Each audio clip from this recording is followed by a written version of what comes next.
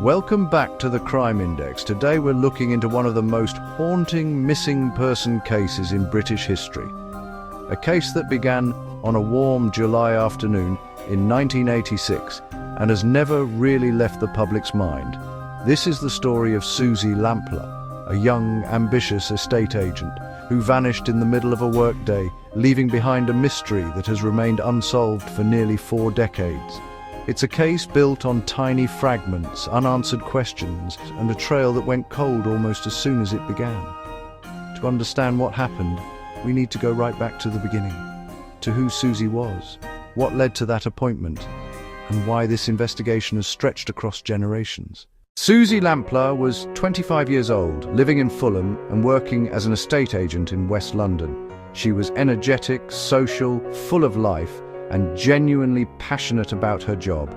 Friends described her as bright, positive, and someone who could walk into a room and instantly lift the mood. She was the kind of person who embraced independence, who enjoyed her career, and who had plans for the future. There was nothing unusual about her life. No turbulence, no behavior that suggested she was at risk, and no indication that anything was wrong. Suzy lived what most would consider a normal, stable life, which is part of what makes her disappearance so unnerving. It came out of absolutely nowhere.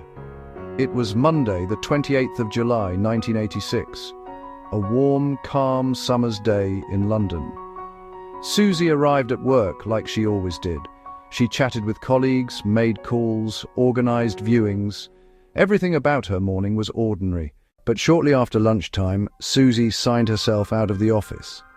In the team diary, she wrote a short note, 12:45, Mr. Kipper, 37 Shorrolds Road. That single line would go on to become one of the most scrutinized pieces of writing in British criminal history. Because no one, not Suzy's co-workers, not the agency, not the police, had any idea who Mr. Kipper was. It wasn't a name in their client list. There was no record of any appointment on Shorrolds Road, and no one else in the office remembered taking a call from anyone with that name. But in the estate agent world of the 1980s, last-minute viewings weren't unusual. If someone wanted to see a property, you grabbed the keys and went. So Suzy did exactly that. She took her work car, a white Ford Fiesta, and headed to the address. A few witnesses later reported seeing a woman who looked like Suzy outside the property on Shorrolds Road. Some said she appeared to be talking to a man, but the descriptions were inconsistent of height, hair, clothing. Nothing matched up clearly enough to create an accurate image of who this man might have been. What we do know is that Suzy never returned to the office. At first, her colleagues simply assumed she was running late or had gone straight to another viewing. But as the hours passed and she still didn't show, that sense of unease grew. This wasn't like her. By early evening, the police were contacted. Later that night, Suzy's white Ford Fiesta was found about 1.5 miles from Shorrolds Road. The car was parked neatly on a street in Fulham, as if placed intentionally. The door was locked. There were no signs of a struggle. Her handbag wasn't inside, and the keys were missing. But one thing stood out. The driver's seat was pushed back further than Suzy usually had it. It suggested that someone taller may have driven the car after she vanished. But again, there was no direct evidence to confirm it. No fingerprints, no witnesses, nothing to explain how the car got there. And from that moment, the case spiraled into one of the most extensive missing person investigations the UK had ever undertaken. Hundreds of officers became involved, thousands of interviews were conducted, every possible lead was followed, but again and again, they led nowhere. The name Mr. Kipper became the center of the investigation. Was it a real name, a nickname, a misheard word, or something Suzy wrote down because that's what she thought she heard? Police explored every possibility, including whether the name had been invented to lure her into a meeting alone. But there was nothing solid to build on. As the days passed, the search expanded. Rivers, parks, abandoned buildings, and entire neighborhoods were checked. The case dominated national news. But despite the huge effort, no trace of Suzy was found. Years later, attention shifted to a man already in prison, John Cannon.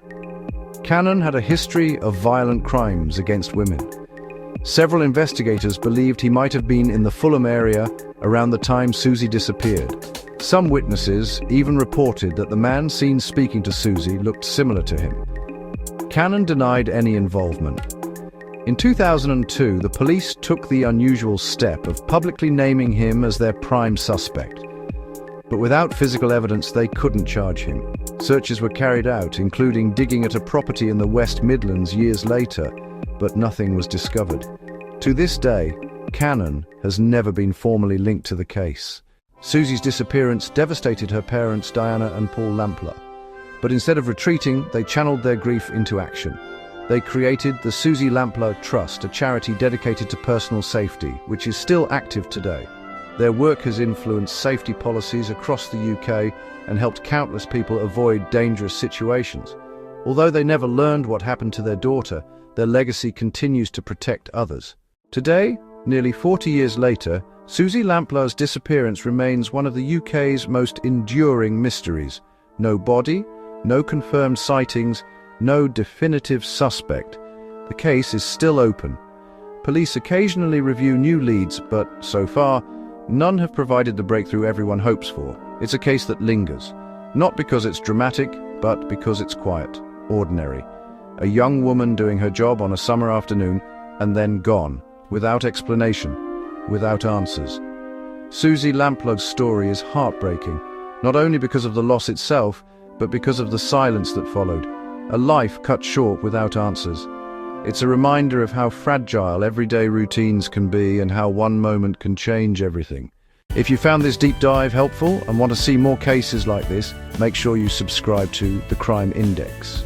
It really helps the channel grow, and it means you won't miss the next episode. Thanks for watching, and stay safe.